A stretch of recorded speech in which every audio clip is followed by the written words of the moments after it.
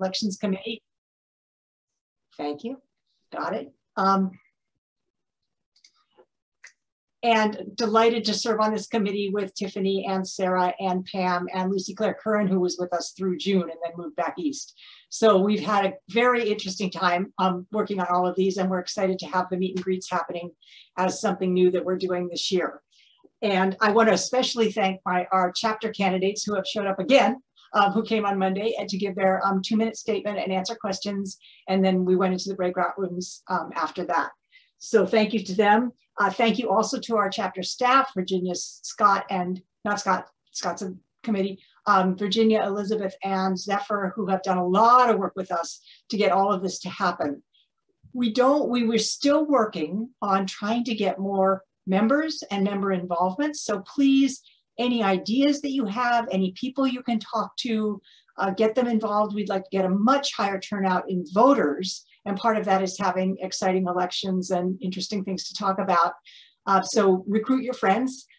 If they would like to join as Sierra Club members, they need to do it like right away, because you have to have it in there in the database early in October in order to get the ballot. And it sometimes takes a little while with the whole membership division. So just know that and bring in people.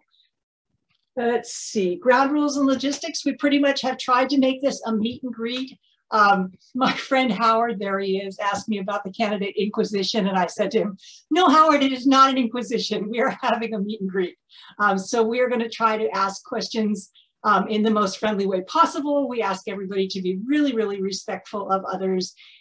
If you have specific and particularly, I would say, pointed questions for an individual candidate, you can go to that candidate statement on the website, which Scott will pull up for you to look at now. If everybody hasn't looked at it, we're pretty proud of the elections webpage.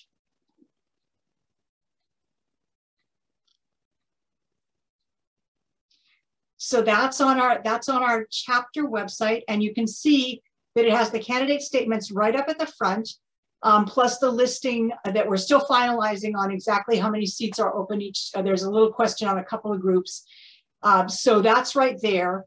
Every candidate, we asked if the candidate would like us to put in contact information. And if the candidate said yes, then we put in contact information. So please feel free to contact them and ask them any questions further that you have. And you can direct, again, all your friends and relatives and others to the wonderful San Francisco Bay Chapter's elections webpage and website as a whole. Let's see. I don't think we have anybody who's not a member here right now.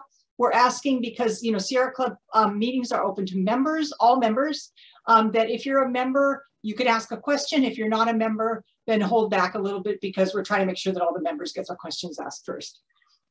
And we're going into our breakout rooms for about a half an hour. We do have a little bit of time with our Zoom room. If it gets very interesting and you want to stay a little bit longer, that's okay. Just check with your host when you go into that.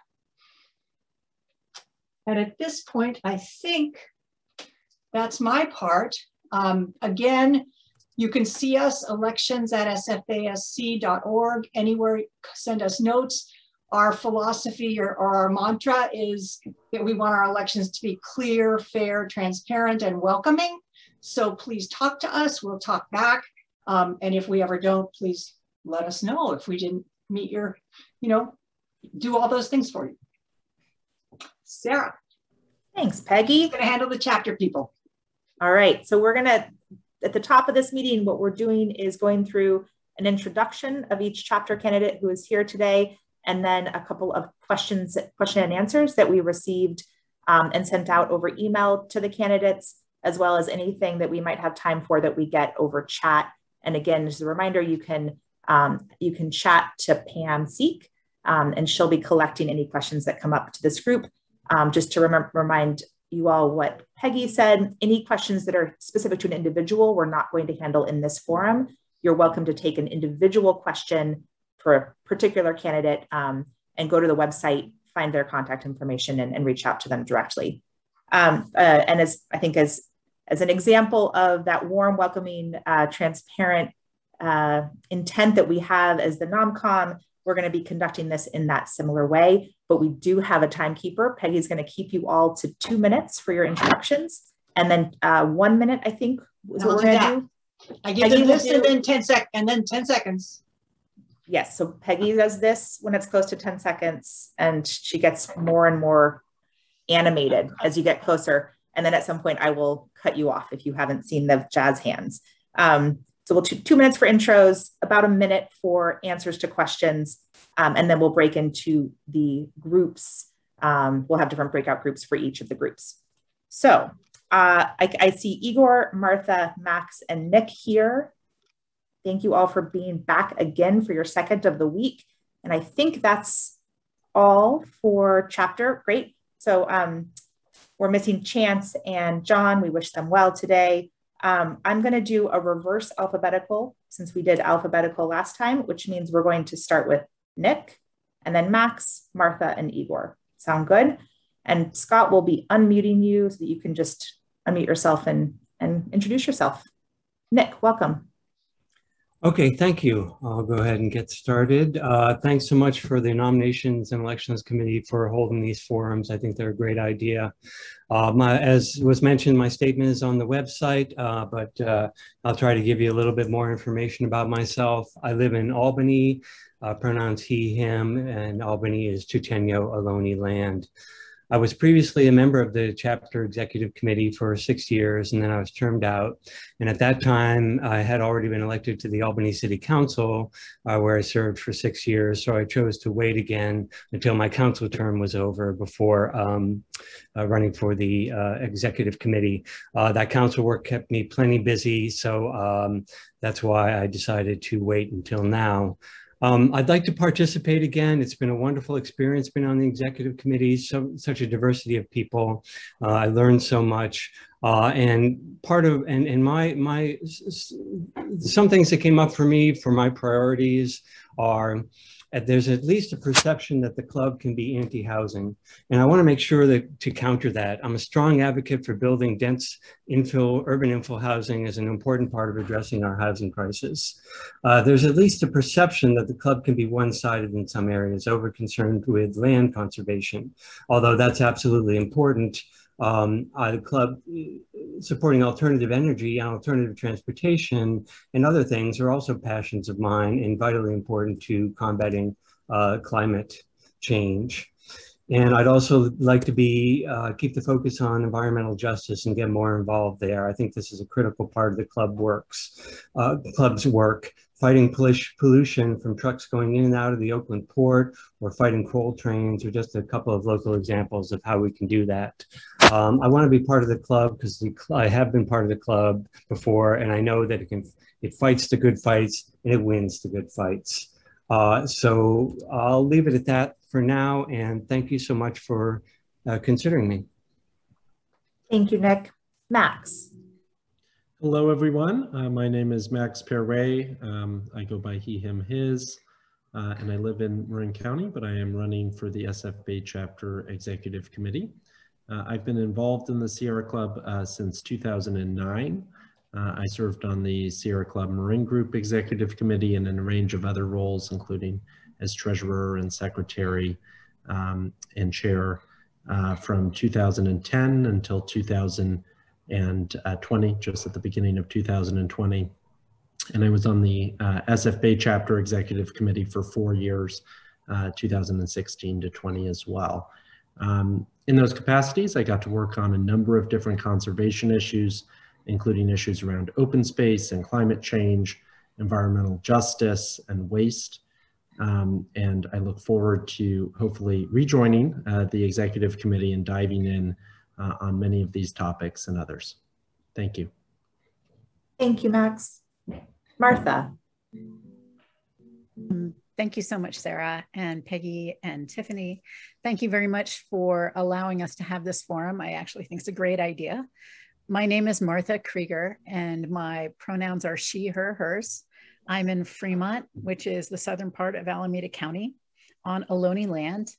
And I am the current chair for the Southern Alameda County group. And all this year, I've been an alternate to the Chapter ExComm.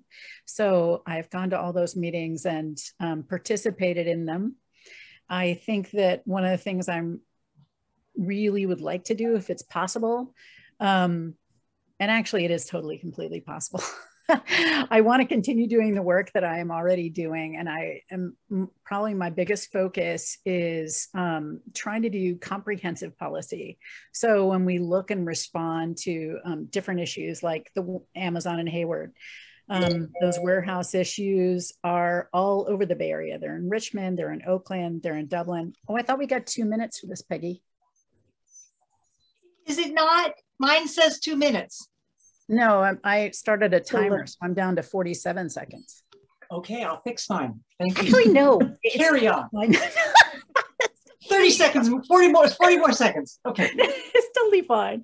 Okay, pretty quickly then I'll tell you something you may not know about me. I have a grassroots organizing background. So I do issues organizing and campaigns. And one of the biggest things I learned from there is respect, empower, include.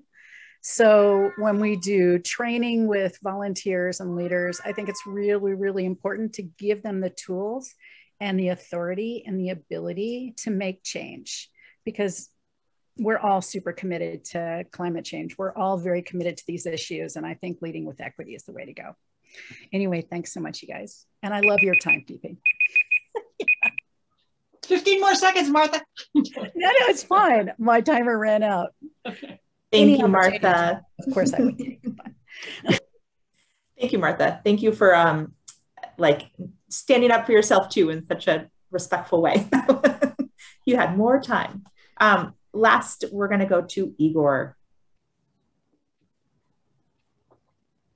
Hi, everyone. Thank you so much to the work of the nominations committee and to all of you for participating. I'm Igor. I use he, him pronouns. I'm joining you today from Chochenyo Alani land in West Berkeley. I would be honored to earn your vote. I have been involved with the Chapter Executive Committee for the last 8 years, including 3 as having the honor to serve as the youngest and the first immigrant chapter chair in modern history, before passing the torch to the first female identifying immigrant chair in modern history. My entry into climate justice has been through my work in housing justice. After traveling through 4 countries, 2 states, several cities, I was able to finally find a home here in the East Bay, and have been working ever since to make sure that this is a home where everyone feels safe and included. And I found a home here in the Sierra Club. I have been striving to do the same in my time on the Chapter ExComm. And if I would have the honor to earn your vote and be re-elected, that is what I'm committed to do. Through my efforts, we have been able to create a climate that allows for a candidate forum like this to move forward, that we have democratic participation in elections, that we have new folks coming in that truly reflect the diversity of the Bay Area. We have new groups, we have new issue committees. We have broken down the barriers in how we work with our activities sections. And I am looking forward to doing more of that. Thank you so much. Thank you, Igor. And I know that it sounded like Chance might try to join. I don't see him on yet. If he comes in, I think we can make a couple minutes for him to do his introduction as well. I know this is during the workday for many people, and appreciate all of you making the time. So thank you, candidates, for your introductions. We're going to shift into a bit of a Q&A. And how we're going to do this is that Pam is going to ask the questions and Tiffany is going to put them into the chat in case you want to reference them as you're preparing your answer. And again, this is not super debate stressful. We really were looking for reactions, ideas. This is not as somebody said, like a gotcha thing at all. And the questions reflect that. I think in terms of order here, just to keep things moving, we'll just do reverse of what we just did. So it'll be Igor, Martha, Max, Nick. And with that intro, Pam, can you ask the first question? Everybody, The first question was, what are your ideas for engaging more people in our communities to join up with the Sierra Club in pro-environment action? Great. And Igor. Please remind me, is it 1 minute or 2 minutes for this? I'm going to look to Peggy. Is it 1 or 2? I think we gave him 30 seconds last time. Well, we were a little, I think it's 1 minute or less is how 1 minute or less. Okay, Igor, thanks for asking. Yeah, thanks for asking. We'll go there. Okay. Thank you. A wise person once said, in order to truly serve the community, we must be proximate to them. That means, in the immortal words of Kendrick Lamar, sometimes sitting down, being humble, listening, meeting people where they're at, showing up for others is the way to bring folks into spaces like the Sierra Club who traditionally have not been part of the space. Here is a short list of organizations that I have helped bring into this work or show up for. West Oakland Environmental Indicators Project, Fossil Free California, Local Clean Energy Alliance, Sunflower Alliance, Richmond Progressive Alliance, Transit Riders Union, and numerous housing justice groups. I'm looking forward to continuing to do more of that alongside of all of you. Thank you. Thank you, Igor. Martha. Thank you, Sarah. And that was great, Igor. I really appreciated that. I think that when we look at that question on how you bring other people in, I think that one of the things you want to do is flip it a little. Instead of us bringing them into our organization, although that's something we really very much want to do, I think it's really important to look at how we can convene around issues. So we are joining as leaders and organizations as well as friends and neighbors on issues. And I think it's really important when you look at that to look at it through a little bit of an equity lens. Don't have meetings during the morning or the day because it's very difficult for working people to attend. If you're going to have evening meetings in person, it's probably good to have an area where kids can do their homework and food available, if that's possible. It's really, really important to, when you do that co-convening, to have the leaders of the group of the other community to speak first and then support their leadership. And those are the kinds of things that I would do. Thank you very much. Thank you, Martha. Max. Yeah, thank you for the question. Definitely agree with everything Igor and Martha just said. I think it's important that we show up for others who are doing work that we maybe haven't traditionally been involved in. I think we need to approach the work with a certain level of humbleness and being knowledgeable of what we don't know. I also think that we need to be cognizant of the fact that at least for the last 10, 20 years, more and more people haven't been inclined to be joining up of like a membership organization, right? So if you look at Rotary and League of Women Voters and Sierra Club, traditional kind of legacy organizations that people would become a member of, pay dues, attend monthly meetings, receive a newsletter, go to a holiday party, those sorts of things.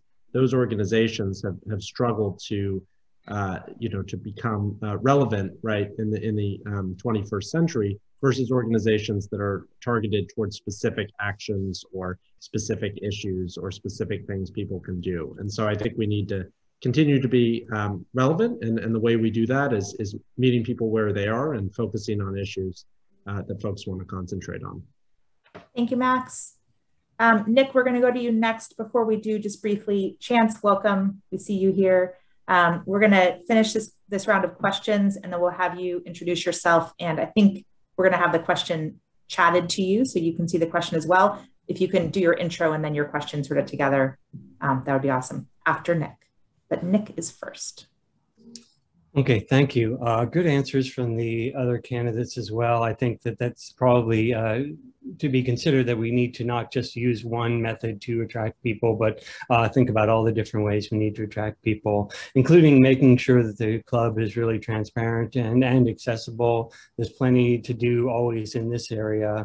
And we have to embrace people of color and members of color and young people, bring them in as members too. I think it's an existential problem for the club. We can't sustain ourselves if we don't bring in these groups.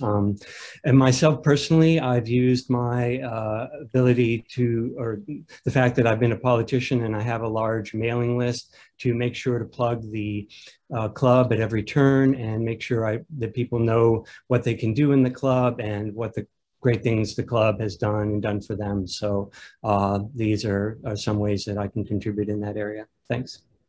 Thank you, Nick. Chance, welcome.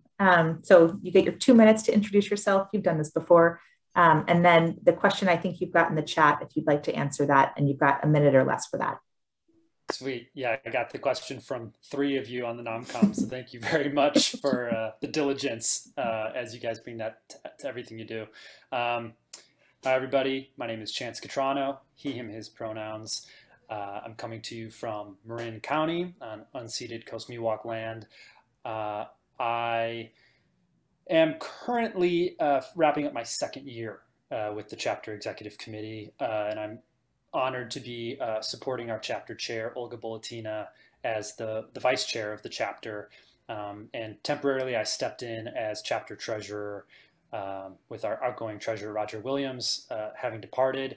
And yeah, it's been quite a ride. I've been really excited to welcome in our new executive director, who's already a staff member, Virginia Reinhart, and participate in a lot of interesting HR and organizational and equity-oriented sorts of projects. And I'm looking forward, should I be elected, to work on more programming and more intersectional work, and in particular around the 3 big issues I'm seeing, like wildfire risk and how we conserve the environment through that and do long-term maintenance and restoration. And at the same time, the issue of the drought, and then finally transportation related issues, given that that's the elephant in the room related to greenhouse gas emissions. I think we have a clear path for building electrification, but those are the 3 things that I'm interested in doing more programming work on. And in terms of the question, engaging more people, I am really excited to continue to show up for other stakeholders and other folks that we're trying to build a transformative movement with. Currently doing that, joining the policy committees and the housing working groups for showing up for racial justice here in Marin and trying to build alliances in that way, and have had great results so far, finding work that we can do together, protecting the tenants at Golden Gate Village in Marin City, but also trying to conserve resources at Point Reyes National Seashore, and having a wider array of folks get involved and keep them interested in what the Sierra Club's priorities are, and trying to amplify theirs as well. So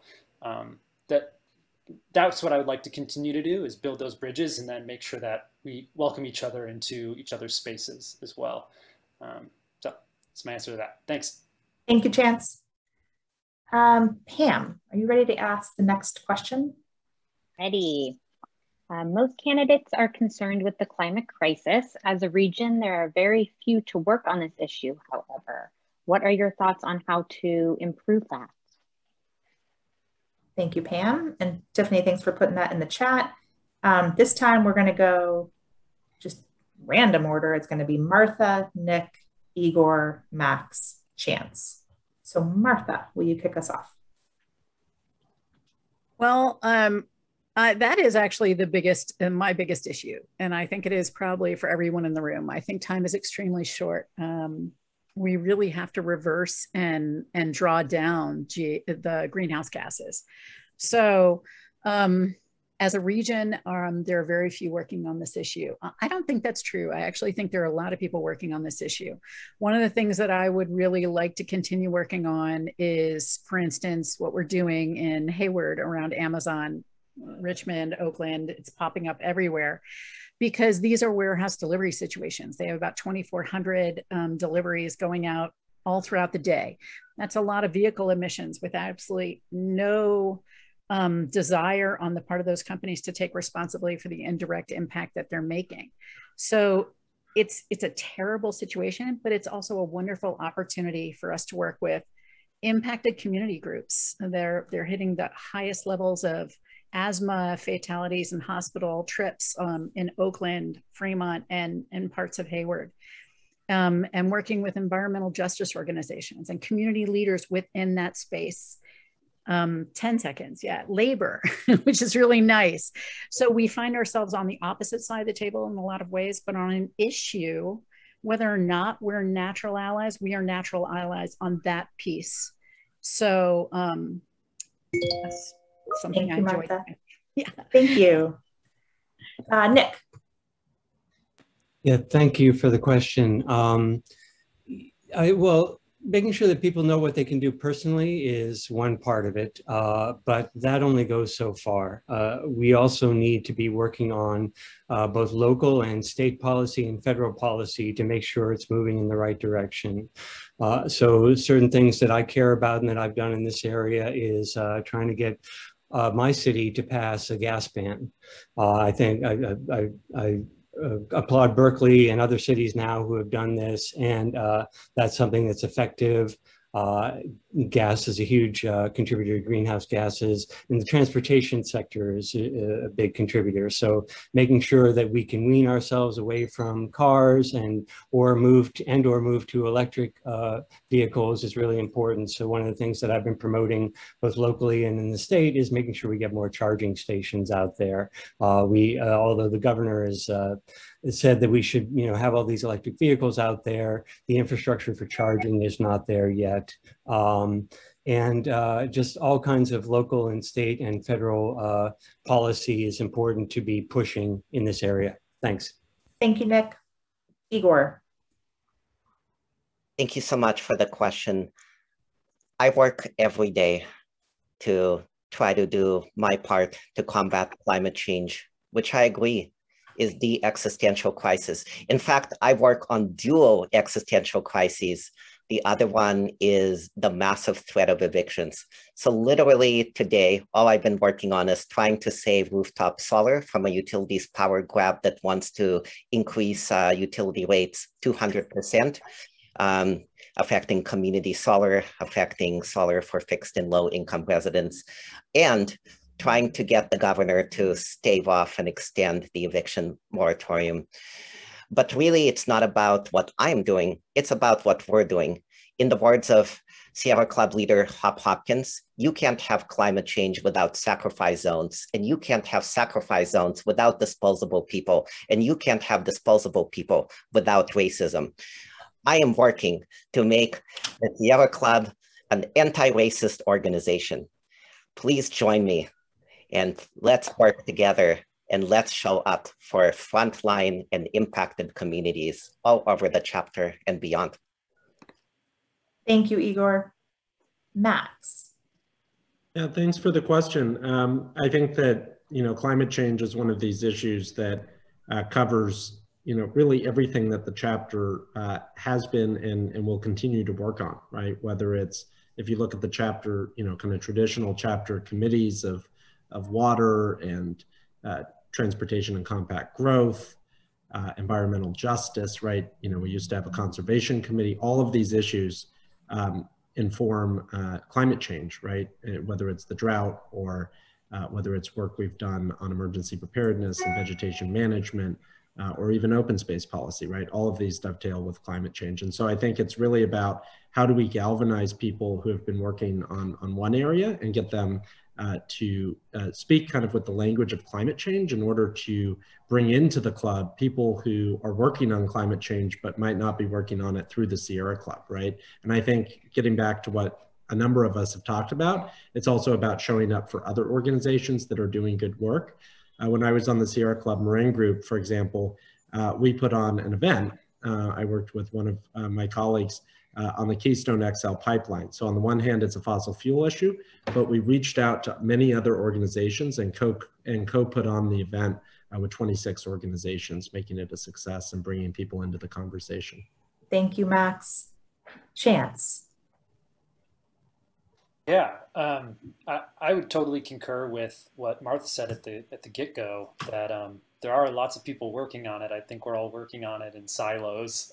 So trying to figure out, I think that the work that the chapter has done, and we have some amazing organizers working on this and volunteers, but the stuff around refineries in the Bay Area and the cat cracker rulings with Bay Area Air Quality Management District, perfect example of a lot of different groups coming into alignment and breaking down those silos. And I think we could see a lot more of that.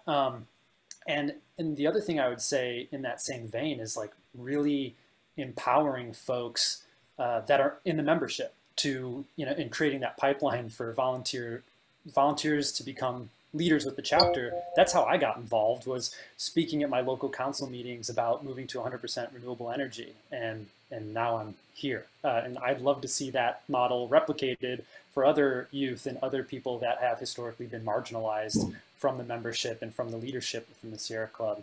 So I think there are a couple ways to do it, and we don't have to reinvent the wheel. There are plenty of ordinances at the local level that we can amplify. So thanks. Thank you, Chance. Thank you all for that. I think we have time for, do we have time for one more question? Yeah, okay. Pam, do you want to ask the last question that you have? Yeah, thank you. Okay, last question. How important do you feel it is that ExComms work in a collegial way, and how will you help facilitate that? Thank you, thank you. And we are going to just do a flip to the order we just did. So Chance, you get to go first. Yeah, I absolutely should work in a collegial way. It can be uncomfortable to sort of sit in the fire, so to speak, and talk about the discomfort when people feel like there isn't camaraderie and mutual respect, where there's like muted, activities or terminology that is exclusive. But I think we're starting to come around to updating our norms with the chapter, updating the way that we engage with volunteer leadership that we're onboarding and what we're requiring of them as far as committing to standards of conduct.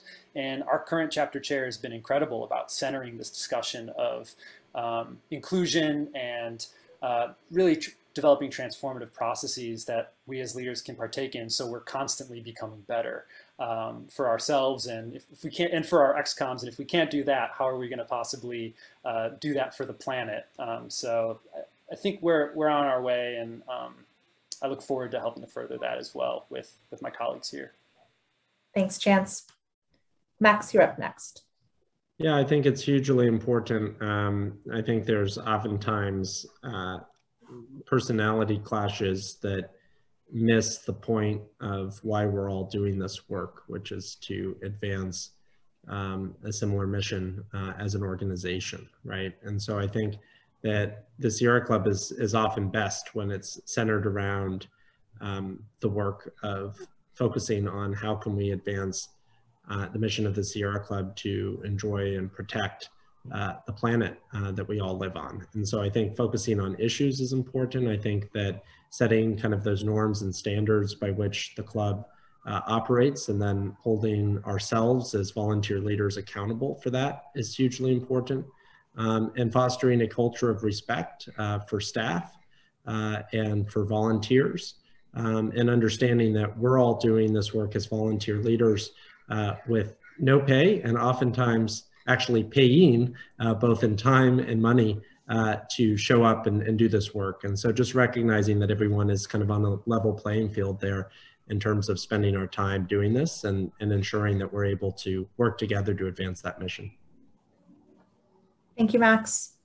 Next up, we have Igor. Thank you so much to whoever posed this question. And I would agree with what was said. In fact, more than just being collegial, being inclusive, being a safe space where folks can have conversations around issues without attacking each other is the only way that we can survive as an organization that does good for the planet and the living things, the flora and fauna that call it home. I totally applaud the current leadership, Olga and Chance, for centering these conversations and have been very involved in efforts to develop community norms, to develop a mentorship program for leaders, something that I helped start as chapter chair, to use a progressive stack to make sure that everyone feels included in the discussions. That is the only way that we are going to be able to stick around and continue to do good for years to come. Thanks, Igor. Nick? Yeah, hi, I agree. It's a great question, and I appreciate the answers of everyone so far, and I can second those. When I was in the club, I worked on this issue, and in my political life, I believe in being respectful of people, and you can argue the issue without arguing about people, and it should be easy to do, but it's not always easy for some people to do. So making sure that we have those right norms in place is really important. And in fact, if we're not collegial, we're not creating that inclusive, safe space, how can we attract and continue to attract members? So it's hugely important. It's also such a distraction when you have that non-collegiality from the issues that you really have to work on. So I would say the last thing I would say is for you voters, for anyone's voting, make sure you ask the candidates, all the candidates, this question and listen to their answers, because who you elect will determine how collegial the body will be. Thanks. Thanks, Nick. Martha. Thank you, Sarah. I agree with everyone who has spoken so far. I think that you absolutely have to have a very professional, collaborative environment. It's really, I've been here throughout this year, and so we've done a lot of diversity and equity training, and I hope you all were able to attend those. They were really excellent, excellent facilitators, excellent work. But a lot of the meetings haven't been super collegial. And it is very difficult to be in a meeting where we get talked over, interrupted, where people's feelings and experience are not recognized and respected. And I think that if we are, and it's really important when you're building a sustainable organization, to respect, empower, and include people by letting them speak, by appreciating what their perspective it is, by hearing them out. And I think time is so short. Wasting it in personality conflicts and interrupting and being difficult to people within our own organization is incredibly destructive. So yeah, it would probably be one of the biggest, the most important issues to all of us, I think, who are coming into this, who are running for this position. I think we all know that this is an incredibly important issue. And I appreciate the question as well. Thank you, Martha. Thank you again to all the candidates for sharing your input and thoughts and candor tonight or this afternoon. And with that, I think we're going to move into part 2 of our evening. So I'm going to hand it back to Peggy. Yes, I have one quote to read to you all that I got today in the mail. It's Elie Wiesel, Holocaust survivor and human rights activist. And he said, "Action is the only remedy to indifference, the most insidious danger of all." And I thought it was so appropriate to every single person who is here tonight, either as a candidate or a caring member of our club, the Sierra Club, that we are not indifferent. We are taking action, and the insidious badness will not get us, right? So at this point, then we go off into our breakout rooms. Remember, tell your friends about the forums. Anybody who's not a member, invite them to be members. Send them to our webpage, and we're really anxious to see that we have lots of voters and lots of good conversation and all that good stuff, so that we can build a much stronger and more effective club. So again, thank you everybody for being here, and we look forward to the conversations in the breakouts. Scott? Peggy, can I say one more thing? So yes. Sorry. Just to build on what you said, I wanted to let you all know that there will be a second round of these in November. And there were a couple of questions in the Monday session, so I want to remind you of the dates in general. The 25th of October is the date by which somebody needs to be a member in order to vote. So if you've got people that have been on the fence and haven't joined the Sierra Club, gosh, wouldn't it be great to get them in before the 25th of October so they can support your candidacy? So Peggy knows that we tend to be procrastinators. 10/25 is the date by which you have to be in the database. Please have people do that sooner than the 25th. You won't be reflected in the database on the 25th if you sign up to be a member on the 25th. So that is the date that we'll be checking for eligibility to vote. Go do it now. The second thing is the actual election window it'll open 11/3, November 3rd, and it will be open the whole month of November. It will close November 30th. So it is a longer voting period this year, which we also hope will help get the word out for voting and raise awareness of the election. And then to that end, as I mentioned, we will have a second round of these forums in November. So tell your friends and look forward to that as well. Okay, back to you, Peggy, sorry. That's great, thank you. Thank you, everybody. November 9th and 10th will be the dates of the next candidate forum, so you can put them on your calendars right now. And meanwhile, I'm sure we'll be in touch before. Scott. All right, everybody. Did we want to, NomCom, did we want to allow the group candidates a quick minute to speak? This section of the Zoom meeting will be recorded and will be placed online for everyone to view for folks who weren't able to make it at 5 p.m. on a Wednesday. The breakout rooms, unfortunately, will not be recorded. We don't have that technology. So I don't know, NomCom folks, did we want to do the group candidate statements, or do we just want to go to the breakout rooms? I think we have, last time we asked that question to our group, and it would cut short your time in a group to quite a bit shorter. And the group at the time said, no, they'd rather, that our people on Monday wanted to go into their groups. So unless you wave your hand wildly at me now, and a whole bunch of you do, that you want to hear all the group people make statements, we're going to go into breakouts. So let's see, are there wildly moving hands? There are not. So let's go do breakouts, and you can make statements there. That's when our group people will. Sounds good. Okay, here we go. Everybody buckle up. We're going to breakout rooms.